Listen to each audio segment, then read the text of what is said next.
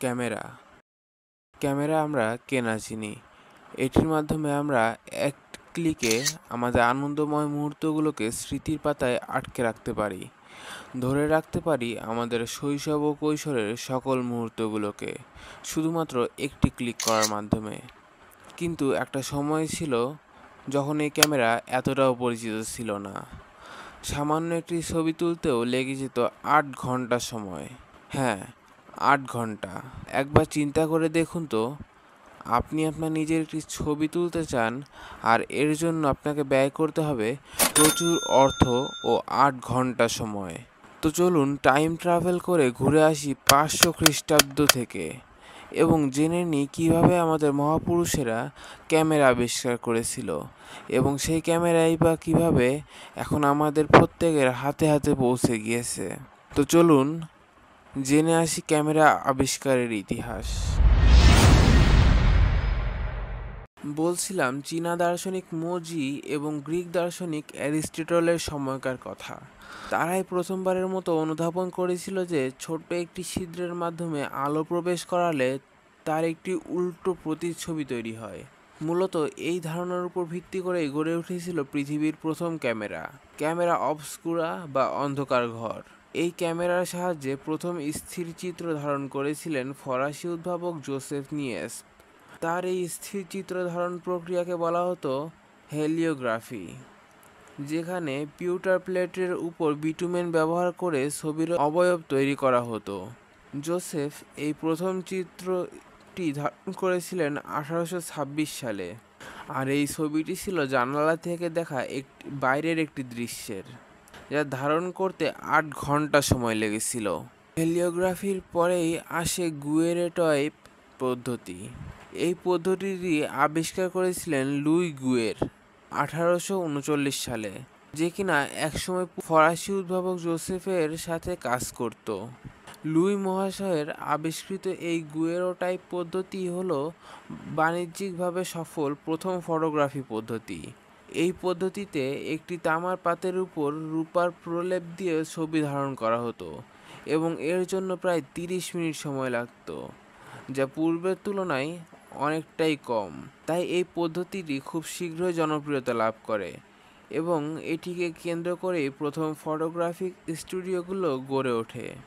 এরপরে আসে ক্যালোটাইপ এবং নেগেটিভ প্রিন্ট পদ্ধতি, যাকে আমরা এক কথায় চিনি ব্ল্যাক অ্যান্ড হোয়াইট ছবি নামে।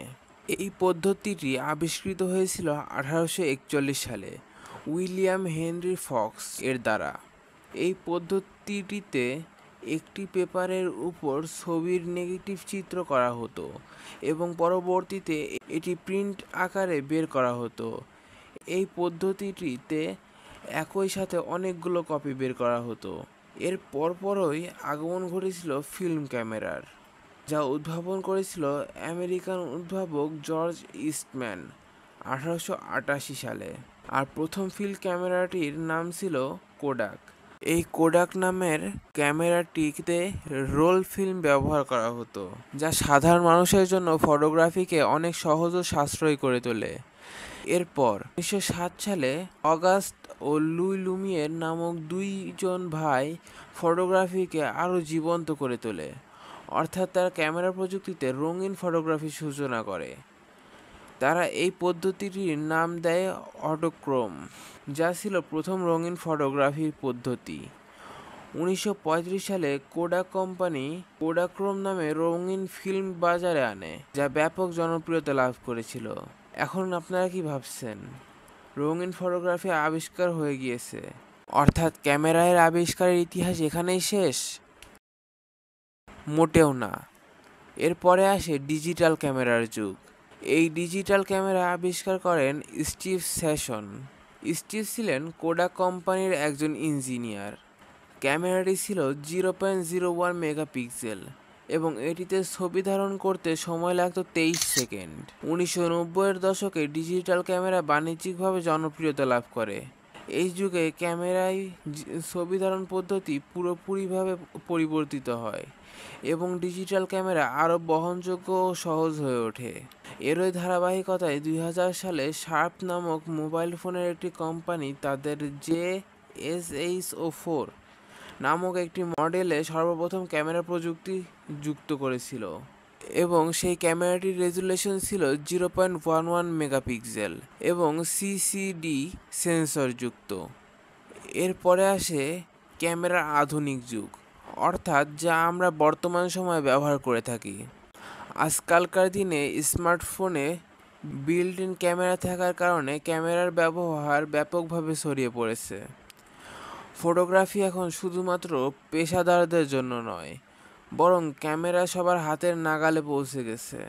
এছাড়া ডিএসএলআর, মিররলেস এবং ড্রোন ক্যামেরা ফটোগ্রাফির ক্ষেত্রে নতুন সম্ভাবনা উন্মোচন করেছে।